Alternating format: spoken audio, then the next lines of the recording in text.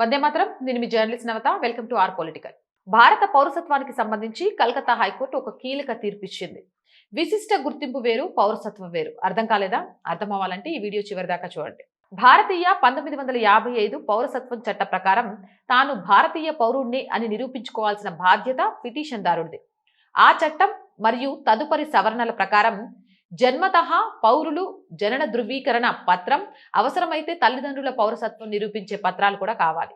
వంశం ద్వారా పౌరులు, వీరి తల్లిదండ్రుల భారతీయ పౌరసత్వం, దరఖాస్తుదారు జననం నిరూపించే పత్రాలు కావాలి. అలాగే రిజిస్ట్రేషన్ లేదా న్యాచురలైజేషన్ ద్వారా వీరు కేంద్ర ప్రభుత్వం జారీ చేసిన రిజిస్ట్రేషన్ లేదా న్యాచురలైజేషన్ సర్టిఫికేట్ పొందాలి.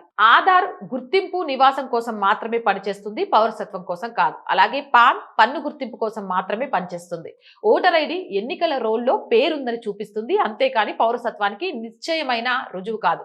ఇక పాస్పోర్ట్ ప్రయాణ పత్రం ఆచరణలో బలమైన ఆధారమైన విదేశాంగ మంత్రిత్వ శాఖ స్పష్టం చేసింది. ఇది ఒంటరిగా చట్టపరమైన పౌరసత్వ రుజువు కాదు అని తేల్చి చెప్పింది. అందువల్ల వీటి ఆధారంగా అంటే ఆధారు, పాను, ఓటర్ ఐడి, పాస్పోర్ట్ వీటన్నిటినీ గుర్తింపు కార్డులు భారత పౌరసత్వానికి నిరూపణలు ఎందుకు కావు అనేది తేల్చి చెప్పింది. అసలు దేనికోసం ఇవన్నీ మాట్లాడాల్సి వచ్చిందంటే, ముర్షిదాబాద్కి చెందిన నజీర్ అనే వ్యక్తిని విదేశీయుడిగా అనుమానించిన డిటెన్షన్ సెంటర్లో నిర్బంధించగా అతని తరపున సుమన్ మొల్లా అనే వ్యక్తి హెబియస్ కార్పస్ పిటిషన్ దాఖలు చేశారు.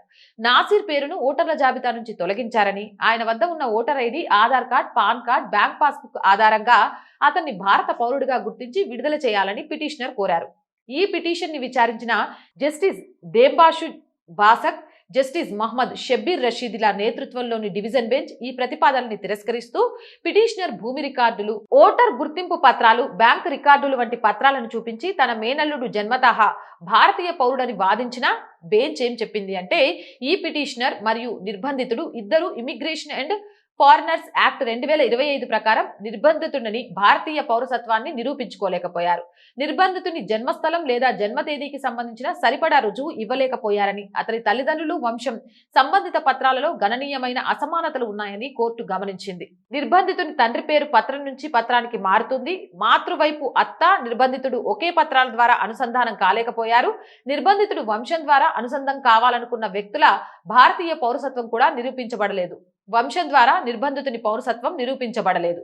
దాంతో కోర్టు చివరగా ఏం చెప్పిందంటే, నిర్బంధితుని తల్లిదండ్రుల మృతదేహాలు ఉన్న స్థలాలను గుర్తించడానికి నిర్బంధితుడు, పిటిషనర్ కూడా నిరాకరిస్తున్నందున అతని తల్లిదండ్రులు భారతీయ పౌరులు కాదని ప్రతికూల అనుమానం తీసుకుంటున్నామని పిటిషనర్ పేర్కొన్నారు.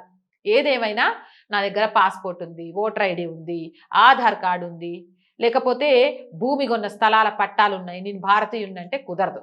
దానికి తగ్గ ఆధారాలు లేకపోతే ఈ దేశం నుంచి తరిమి కొట్టేస్తారు.